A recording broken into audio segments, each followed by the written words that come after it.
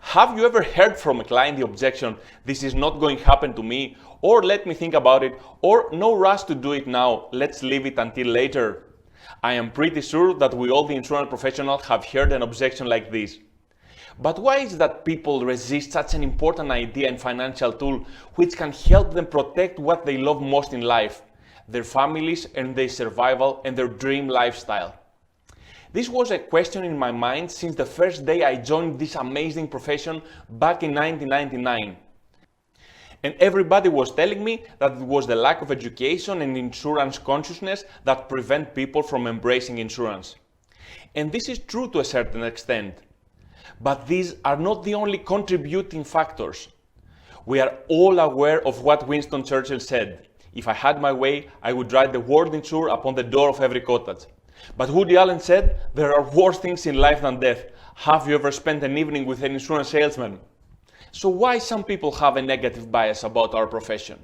No doubt that we came a long way since then, but we are all aware that the image of our profession is not the one it deserves to be. And the penetration of insurance globally is still very low. Of course, we have our share of responsibility because sometimes, as professionals, we can be a little pushy salesperson using mainly fear to convince people that they need to buy life insurance. Since the first year of my career, my vision was to change the image of our profession and make people understand the amazing importance of insurance.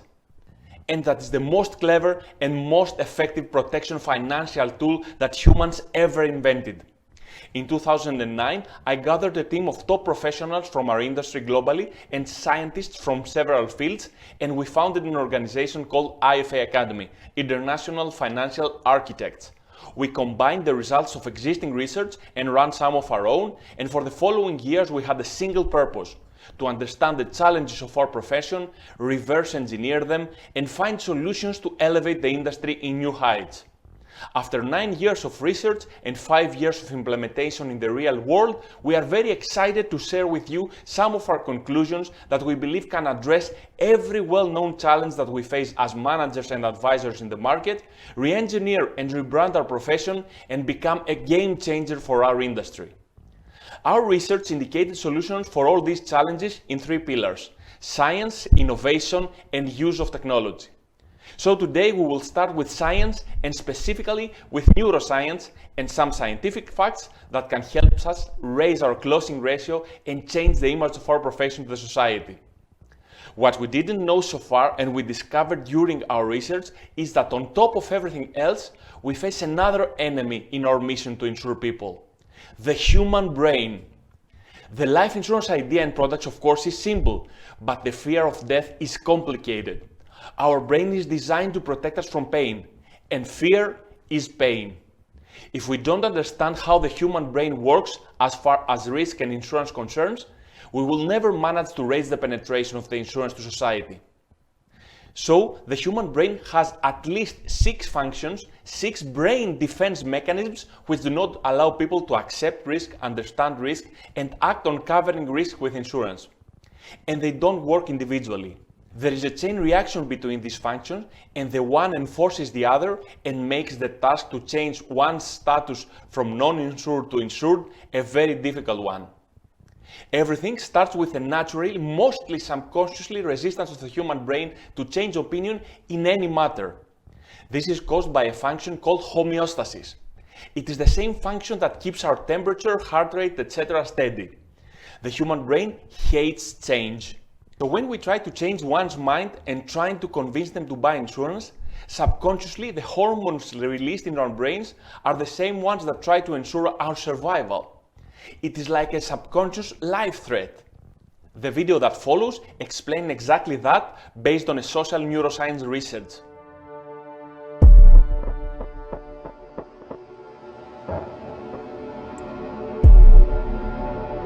Specific neurons and neurotransmitters, such as norepinephrine, trigger a defensive state when we feel that our thoughts have to be protected from the influence of others. If we are then confronted with differences in opinion, the chemicals that are released in the brain are the same ones that try to ensure our survival in dangerous situations. In this defensive state, the more primitive part of the brain interferes with rational thinking, and the limbic system can knock out most of our working memory, physically causing narrow-mindedness. We see this in the politics of fear, in the strategy of poker players, or simply when someone is stubborn in a discussion. No matter how valuable an idea is, the brain has trouble processing it when it is in such a state. On a neural level, it reacts as if we're being threatened, even if this threat comes from harmless opinions or facts that we may otherwise find helpful and could rationally agree with. This function by itself makes the task to change the mind of our client a very difficult one. We will see later on what we can do about it. The second function is called confirmation bias. Confirmation bias is the tendency to search for, interpret, favor, and recall information in a way that confirms or supports one's prior beliefs or values. People tend to unconsciously select information that supports their views but ignoring non-supportive information. People also tend to interpret ambiguous evidence as supporting their existing position. So if the society has already negative bias about our profession, and this is what consumers communicate between each other, there is a pattern in the mind of the client that we have to break in order to make them hear what we have to say. As Einstein once said, it is harder to crack a prejudice than an atom. So we have to find innovative ways to convince people about the added value of our profession. Then there is the optimistic bias, a function that makes human brain over-optimistic when we ask somebody if he's in a risk of something, for example, the possibility to die early. Our brain is actively trying to protect us from pain, and fear is pain.